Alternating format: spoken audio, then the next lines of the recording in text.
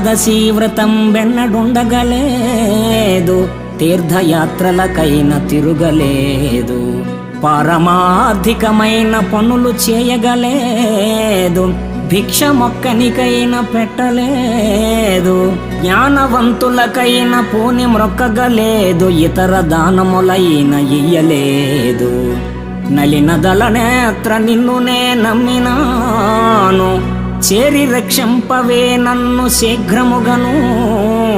భూషణ వికాస శ్రీధర్మపుర నివాస, దుష్ట సంహార నరసింహ దురిత దూర.